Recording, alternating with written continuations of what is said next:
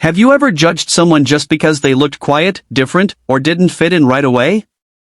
This is a story that will make you think twice before mocking someone who seems weak, because sometimes, the gentlest people are the strongest of all.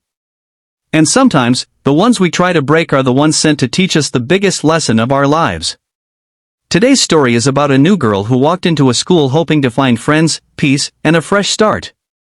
Instead, she became a target for bullies who thought she was easy to crush. But what they didn't know was that she had a hidden strength powerful enough to turn the entire school upside down, and not with violence, but with kindness. Before we begin, if you enjoy heart-touching, inspiring stories, make sure to like this video, subscribe, and leave a comment to share your thoughts. It really helps the channel grow. Welcome to your channel name, where stories come alive and change hearts. Now, let's begin. Amelia Chen was just 14 when she moved from San Francisco to a small suburban town in Ohio. Her parents had found new jobs, and this move was supposed to be a fresh start. But for Amelia, it felt like her entire life was left behind: her friends, her school, her comfort, everything familiar. On her first morning at Ridgeway High School, Amelia walked through the doors with a hopeful smile, clutching her backpack straps tightly. She was small, quiet, and introverted, with long black hair tied in a low ponytail and a calmness about her that made her look almost fragile. But behind that calmness was a world no one could see. The hallways buzzed with chatter, laughter, and the usual high school chaos. While some students glanced at her with curiosity, others looked at her with that judgmental stare new kids often receive. And that's when they noticed her. Brianna Collins, the self-appointed queen of Ridgeway High, walked with her loyal group of friends like she owned the school. Brianna was confident, admired, and feared. Wherever she walked, people moved out of her way. She spotted Amelia standing alone near her locker, looking lost and unsure. Brianna smirked. "New girl, huh? You look like a little lost puppy." Amelia looked up, nervous, but gave a polite smile. "Yeah. It's my first day. I'm Amelia." Brianna raised an eyebrow. "Well, Amelia, let me give you some advice. In this school, you either fit in with us, or you don't. And trust me, you don't want to be in the second group." Amelia swallowed, unsure how to respond. She just nodded and quietly said, "Thanks." But the moment she walked away, Brianna's friends laughed and mocked her. That was the beginning. By lunchtime, rumors about the weird quiet Asian girl had already spread. Amelia sat alone, eating the lunch she packed from home: dumplings and rice. Brianna and her friends approached her table with disgusted faces. "What is that smell?" Brianna exaggerated, waving her hand dramatically. "Ugh, do you eat worms or something?" Her friends laughed loudly as Amelia looked down at her food, cheeks burning with embarrassment. She calmly closed her lunchbox and whispered, "It's just food from home." Brianna smirked, picked up the lunchbox, and dumped it into the trash. Amelia froze. Her chest tightened, but she didn't react. She simply said, "Okay," and walked away. But what Brianna didn't know was that Amelia had been trained in Kung Fu since she was 5 years old by her grandfather, a retired martial arts master in China.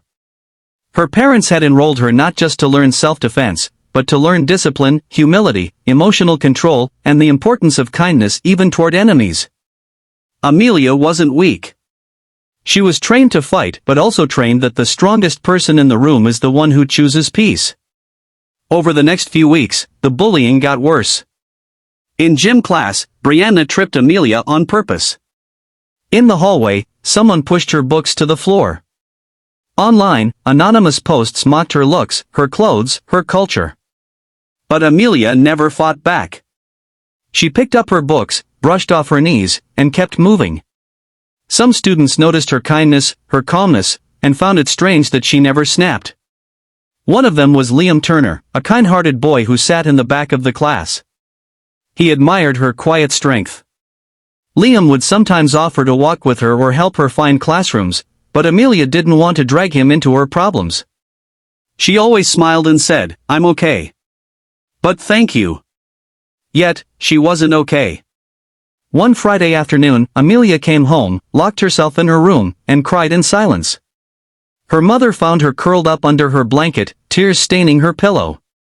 "Amelia, sweetheart, what's happening?" her mother asked gently, stroking her hair. Amelia broke down. "Mom, why do they hate me? I didn't do anything. I'm trying to be kind. Grandfather always said kindness can change hearts, but maybe he was wrong. Maybe kindness doesn't work here." Her mother held her tight. "Kindness always works, but sometimes it takes time. Remember, your grandfather didn't teach you kung fu so you could hurt others. He taught you so you could be strong enough to choose kindness even when others don't deserve it." Amelia cried in her arms, wishing things would change. That change came unexpectedly. One afternoon in gym class, the coach announced self-defense week. A special trainer was scheduled to come teach basic moves. The students groaned, but Brianna smirked, immediately whispering jokes about how Amelia should be the demo dummy. When the trainer, a tall, athletic woman named Coach Rivera, asked for a volunteer to demonstrate a basic stance, Brianna raised her hand but pointed at Amelia. Let her try. She could use some help learning how not to be such a weakling. Students snickered. Coach Rivera looked at Amelia. Would you like to demonstrate? Amelia hesitated, but then nodded. She stepped forward. Coach Rivera began, "Okay, class, this is a basic defensive stance. Try to mirror me." But instead of copying, Amelia naturally shifted into a perfect kung fu stance, feet grounded, posture firm, arms steady. Coach Rivera paused. "Have you practiced martial arts before?" Amelia softly replied, "A little." Brianna rolled her eyes. "Please. She probably watched a few YouTube videos and thinks she's Mulan." Coach Rivera sensed something. She invited Amelia to perform a few basic moves. Amelia obeyed, and what followed left the entire gym stunned. With a level of precision, control, and grace none of them expected, Amelia moved through a sequence of kung fu techniques, fast strikes, flawless kicks, balanced footwork, and a controlled series of movements that looked like it belonged in a movie. The room fell silent. Amelia wasn't just good. She was extraordinary. Coach Rivera stared in awe. That wasn't a little. You're trained. Highly trained. Brianna's jaw dropped, and her friends exchanged shocked looks. Coach Rivera gently smiled at Amelia. Would you help me teach the class today? It was the first time Amelia felt seen, not as someone invisible, but as someone valuable. But Brianna wasn't done. That evening, furious at being embarrassed, she gathered her friends and waited for Amelia after school. They cornered her behind the gym building. So you think you're some kind of ninja now? Brianna snapped, stepping closer. Do you think you're better than us just because you showed off today? Amelia shook her head. No. I didn't show off.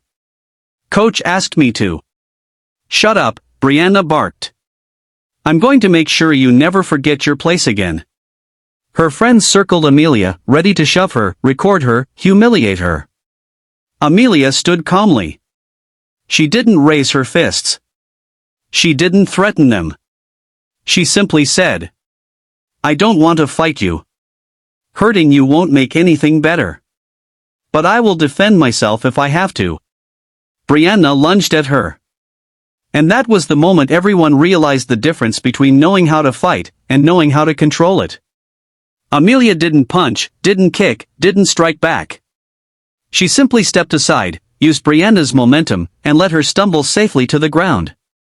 When another girl moved in, Amelia blocked gently, avoiding harm. She used defensive moves only, calm, controlled, graceful. Within seconds, none of the bullies could touch her. She didn't hurt anyone. She simply made it impossible to harm her. When Brianna got up, shaken and confused, Amelia walked toward her, not to attack, but to help her up.